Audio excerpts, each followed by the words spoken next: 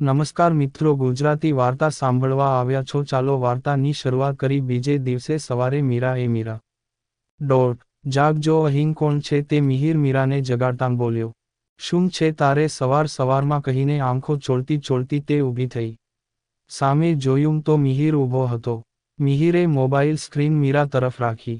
મીરાને તેની મમ્મીનો ચહેરો દેખાયો. ઘડીકવાર તો તે કંઈ બોલી શકી નહીં. 2 વર્ષ પછી પોતાની માને જોઈ નહોતી. 2 વર્ષથી એકવાર પણ તેની સાથે વાત કરી નહોતી. અને આજે તે મીરાની સામે બંને દીકરીના જવાથી તેને કેટલી પીડા થઈ હશે તે મીરા જોઈ શકતી હતી. આંખ નીચે કાળા કુંડાળા થઈ ગયાં હતાં. કેટલીય રાતો રડી રડીને વિતાવી હશે તેનો મીરાને અંદાજો આવી ગયો. મારી મીરા, તું ઠીક તો છે ને? તું ક્યાં વઈ ગઈ હતી અમને છોડીને? તને ખબર છે અહીં તમારી બંને બહેનની ગેરહાજરીમાં એક દિવસ, એક યુગ જેવો લાગ્યો છે. રાધિકા તો જતી રહી પણ તું જતી રહી, કોઈને કશું કહ્યાં વિના. બેટા, તારી બહુ ચિંતા થાય છે. તું મજામાં તો છો ને? સુમિત્રાબહેનને આજે ઘણા સમય બાદ પોતાની દીકરીને જોઈ જાણે રણમાં ભટકી રહેલા મુસાફરને પાણી મળી ગયું હોય તેવું લાગી રહ્યું હતું. ત્યાં મમ્મી, હું ઠીક છું. મારી ચિંતા નહીં કર. મને માફ કરી દે મમ્મી, હું કોઈ પે કહ્યા વગર ક્યાંથી જતી રહી. મારે તે નહોતું કરવું જોઈતું. મને માફ કરી દે. આટલું કહીને મીશ રડી પડી. મનમાં જે બોજ લઈને જીવતી હતી તે આજે તેની માં જોડે વાત કરીને ક્યાંક ને ક્યાંક હળવો ભય સુધી હતો. માં, તું કેમ માફી માગે છો? તારી ક્યાં કોઈ ભૂલ છે જ? ભૂલ તો અમારી હતી. એ સમયે કંઈ સૂઝતું જ નહોતું. સાચા ખોટાની ભાન જ નહોતી. એક દીકરીના વિરહમાં બીજી દીકરી સાથે અન્યાય કરી બેઠા. અમને માફ કરી દેજે મીશ. સુમિત્રાબહેનને ખૂબ દુઃખ થઈ રહ્યું હતું. મમ્મી, હું માફી નહીં માગ. કોઈનો વાંક હતો નહીં. પરિસ્થિતિ જ એવી હતી કે કોઈની વાત સમજી શક્યું નહીં. જે થવાનું હતું તે થઈ ગયું. મીરાએ કહ્યું, મારી દીકરી આટલી બધી સમજદાર થઈ ગઈ. સુમિત્રાબહેનના ચીશ પર હળવી મુસ્કાન આવી. તેને હસતો જોઈને મીરાને આનંદ થયો અને તેને કહ્યું, મમ્મી, તું ચિંતા નહીં કર. બહુ જ જલ્દી રાધિકા આપની સાથે હશે. થોડા જ દિવસોમાં આપણે ફરીથી પહેલાની જેમ સાથે હોઈશું. આ મારું પ્રોમિસ છે તને. અને મમ્મી, પપ્પા ક્યાં? એ કેમ દેખાતાં નથી? મીરાએ કાંઈક જરૂરી કામથી બહાર ગયાં છે. હજી આવ્યાં પછી સુમિત્રાબહેન કાંઈક છુપાવવાની કોશિશ કરી રહ્યાં હતાં. કંઈ વાંધો નહીં. હું પછી ક્યારેક તેની સાથે વાત કરી લઈશ. મીરા સુમિત્રાબહેનનો ચહેરો જોઈને જાણી ગઈ હતી કે તેના પપ્પાએ હજુ તેને માફ કરી નથી. તે હજી પણ ગુસ્સે છે તેનાથી. મિહિર ક્યાં ગયો? મારે એનું કામ છે. સુમિત્રાબહેને વાત આડી નાખતા કહ્યું. આયા જ છું હું માસી, બોલો ને શું કામ હતું? પોતાનું નામ સાંભળીને મિહિર મીરાની બાજુમાં આવીને બેસી ગયો. મિહિર, તારો ખૂબ ખૂબ આભાર. તારાં લીધે આજે હું મીરા સાથે વાત કરી શકી. તું એનું ધ્યાન રાખજે હો. સુમિત્રાબહેને કહ્યું. અરે માસી, એમાં આભાર શું? અને એમ પણ એનું ધ્યાન રાખવાની જરૂર નથી. જરૂર તો મારું ધ્યાન રાખવાની છે. તમને ખબર છે, આખો દિવસ મને કેટલો હેરાન કરે છે તમારી છોકરી. મિહિર વાતાવરણ હળવું કરવા મજાક કરી રહ્યો હતો. મીરાએ તરત જ મિહિરને માર્યું. જોવો છે ને તમારી નજર સામે. બસ આમ જ કરતી હોય આખો દિવસ. શાંતિ જ નથી લેવાં દેતી. મિહિરે સુમિત્રાબહેનને ફરિયાદ કરતાં કહ્યું. હું શાંતિ નથી લેવા દેતી એમ તું મારું માથું પકવે છો એનું કંઈ નહીં. મીરા બોલી. મીરા અને મિહિરને જોઈને સુમિત્રાબહેનને એક વાતની નિરાંત થઈ ગઈ કે તેની દીકરી સુરક્ષિત છે અને કોઈ મુશ્કેલી આવશે મિહિર હંમેશા તેનો સાથ આપશે. સારું, ચાલો હવે ઝઘડવાનું બંધ કરો. હું હવે રાખું છું, પછી વાત કરશું. મીરા, તું હવે જલ્દીથી હવે ઘરે આવી જાઉં, બસ એ રાહમાં જ છું. તમે બંને એકબીજાનું ધ્યાન રાખજો અને ઝઘડતા નહીં હો ને. જય શ્રી કૃષ્ણ. સુમિત્રાબહેને કહ્યું. મીરા અને મિહિરે પણ જય શ્રી કૃષ્ણ કહીને કોપકટ કર્યો. મીરાના ચહેરા પર એક અજીબ પ્રકારની શાંતિ દેખાતી હતી. તે ખુશ હતી તેની મમ્મી સાથે વાત કરીને. મિહિર, તે કેમ આજે અચાનક મમ્મીને કોલ કર્યો? મીશનો મનમાં સવાલ ઉઠ્યો. મને ખબર છે કાલે તને ઘરની અને તારા મમ્મી પપ્પાની યાદ આવતી હતી. રાતે એમ પણ લેટ થઈ ગયું હતું એટલે મેં પછી અત્યારે કોલ કર્યો. હવે મન હળવું થઈ ગયું ને તારું? હું તો આપણે દહેરાદૂનમાં હતાં ત્યારે જ તને કે તો હતો પણ તું જ વાતને ટાળતી રહી.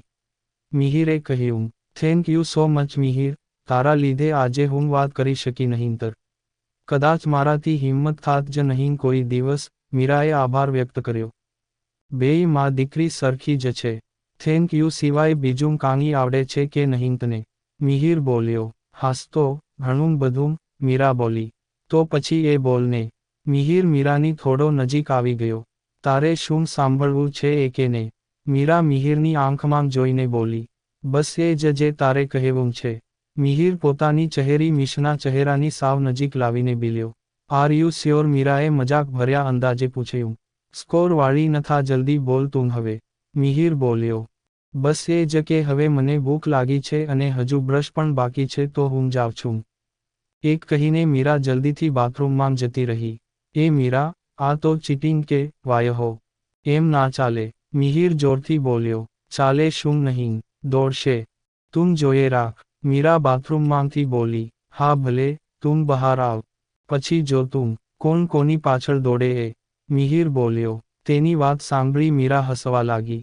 રાધિકા તેના રૂમમાં હતી. એકચ્યુઅલી તેનો તો નહીં પણ અમિત તેને લઈ આવ્યો ત્યારથી તે બસ એ રૂમમાં જ રહી છે. ઘણીવાર તે જ્યારે હાજરમાં ન હોય ત્યારે રૂમની બહાર તો નીકળતી પણ તે ઘરની બહાર નીકળી શકી નથી. છેલ્લાં 2 વર્ષથી આ 4 દિવાલ જ તેની જિંદગી બની ગઈ છે. અમિત હંમેશાં તેને ટોર્ચર કર્યા કરતો. છતાં રાધિકાએ એની હિંમત ખોઈ નહોતી. તેને વિશ્વાસ હતો કે તેની બહેન એક દિવસ જરૂર આવશે અને મને આ નર્કમાંથી બહાર કાઢશે અને અમિતને એના ગુનાની સજા આપશે.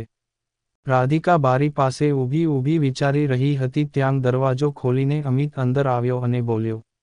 રાધિકા, જો તારા માટે મારી પાસે એક ગુડ ન્યૂઝ છે. સાંભળવી છે? મને સહેજ પણ ઈચ્છા નથી તારી બકવાસ વાતો સાંભળવાની. રાધિકા તેની તરફ જોયાં વિનાં જ બોલી. અરે એમ કેમ ઈચ્છા નથી? વાત તારી બહેન વિશે છે. હવે બોલ, ઈચ્છા થઈ કે નહીં? અમિત બોલ્યો. શું વાત છે? ક્યાંક છે? મીરા દી તેં કાંઈ કર્યું તો નથી ને? એને રાધિકા ચિંતામાં આવી ગઈ. અરે ધીરજ તો રાખ. તે મુંબઈમાં આવી ગઈ છે, તને શોધતાં અને હજુ સુધી તો મેં કંઈ કર્યું નથી. બસ તેનું મારી તરફનું એક કદમ ઉઠાવે તેની રાહમાં છું. પછી હું મારી ચાલ ચલીશ. તમને બરબાદ કરીને જ રહીશ. અને તું પણ ખોટી ચાલાકી કરતી નહીંતર તને ખબર જ છે કે તારી ઇજ્જત મારી હાથમાં જ છે. અને તું તો જાણે જ છે, આજકાલ સોશિયલ મીડિયાનો જમાનો છે. તને ફેમસ કરતાં વાર નહીં લાગે સમજી. તારા પરિવારની આબરૂ તારે બચાવવી છે કે નહીં એ તારી મરજી. અમિત ધમકી આપીને જતો રહ્યો. રાધિકાને તેની જાત પર ગુસ્સો આવતો હતો. એક ખોટું પગલું આજે તેને અહીં સુધી લાવ્યું હતું. તે લાચાર હતી. તેના પરિવારની ઇજ્જત દાવ પર લાગી હતી. અને હવે વધુ ચિંતા એ વાતની હતી કે તેની બહેન અહીં સુધી પહોંચી ગઈ છે અને તે બધી વાતથી અજાણ છે. રાધિકાને ખ્યાલ હતો કે અમિત કેટલી હદ સુધી જઈ શકે એમ છે. તે બસ એક જ પ્રાર્થના કરી રહી હતી કે મારા લીધે મારા મમ્મી પપ્પા અને મારી બહેન પર કોઈ મુસીબત ના આવે. મિહિર અને મીરા નાસ્તો કરીને બેઠાં હતાં ત્યાં જ મિત આવ્યો. એલા કેટલી વાર હોય પછી હું હમણાં તને કોલ કરવાનો જ હતો. મિહિરે મિતને કહ્યું. અરે પણ ટ્રાફિક હતો યાર. એમાં લેટ થઈ ગયું. હજી તો આવ્યો છું. શું ભડકે છો? મિત આવીને બેઠો અને બોલ્યો. ચાલ એ તો કે ક્યારે તારી ગર્લફ્રેન્ડને મળાવીશ હવે? મીરાએ પૂછ્યું. લે હવે આવીશ ત્યારે એને લઈ આવીશ. એમાં શું? મિતે કહ્યું. હા શ્યોર અને એક સારા સમાચાર છે અમિતની મને ખબર પડી ગઈ છે. હા, એ નથી જાણતી કે તે અત્યારે ક્યાં છે પણ તેનું આવું કરવા પાછળનું કારણ મને ખબર છે. મીરા બોલી. અરે વાહ, જલ્દી બોલ. મિત બોલ્યો. મીરા તેને અમિત અને તેની બહેન અક્ષિતાની બધી વાત કરે છે. મીરાની વાત સાંભળીને મિત બોલ્યો. આ અમિત એટલે અમિત શાહ. એમાંય રાઈટ તને કેમ ખબર પડી? તું ઓળખે છે તેને? મીરાને આશ્ચર્ય થયું અને સાથે સાથે આશા પણ જાગી કે મિત તેના વિશે જાણતો હશે તો તેને શોધવો સરળ રહેશે. આવી જ સ્ટોરી સાંભળવા માટે ચેનલને સબસ્ક્રાઇબ અને વિડીયોને લાઇક કરજો મિત્રો. ધન્યવાદ.